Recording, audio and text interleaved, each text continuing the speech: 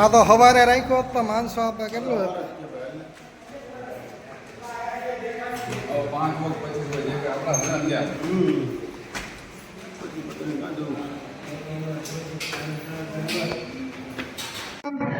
મારું નામ મંજીભાઈ સોલંકી, રાષ્ટ્રીય પંચાયત એકતા મંચ રાષ્ટ્રીય અધ્યક્ષ અને ગઢડા વિધાનસભાના પૂર્વ ઉમેદવાર.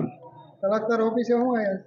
કલેક્ટર ઓફિસે આજે આવેદનપત્ર આપવામાં આવ્યા છે કે ભારતના કેટલાય રાજ્યોની માલિપા અતિવૃષ્ટિના કારણે જે પૂર આવ્યા છે અને એ પૂરની માલિપા અબોલ પશુ અને માણસોને જે જાનહાનિ જે નુકસાની જે થઈ છે, રાજ્ય સરકાર બને એટલી એને મદદ કરે, કેન્દ્ર સરકાર પણ એને તમામ જાતની એને બને એટલી મદદ કરે એની મેં માંગણી છે.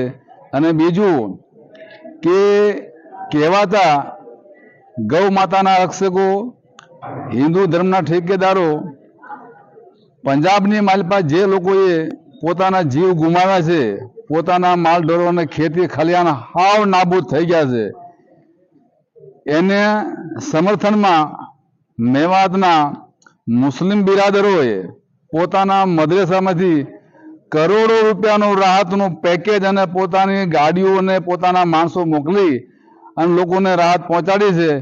અમે પણ એ લોકોનો આભાર માનીએ છીએ. અને બોલિવૂડના એક્ટરો અને મુસ્લિમ સમાજના ઘણ ખરા નેતાઓ કરોડો રૂપિયાનું ને પણ પોતપોતાનું યોગદાન બને એટલું ને આપ્યું છે. એવા લોકોને અમે સલામ કરવી છીએ.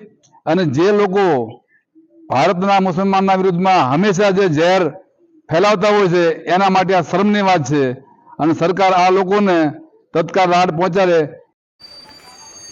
રાષ્ટ્રીય પંચાયત એકતા મંચ દ્વારા આપના માધ્યમથી રાજ્યપાલ સાહેબશ્રીને અમારું આવેદનપત્ર અને ભારતના ઘણખરા રાજ્યની મલપાઈ અતિવૃષ્ટિના કારણે લોકોને જાનમાલને નુકસાન થયું છે એની ભરપાઈ કરે એવી અમારી માંગ સાથે આપણે આવેદનપત્ર આપીએ.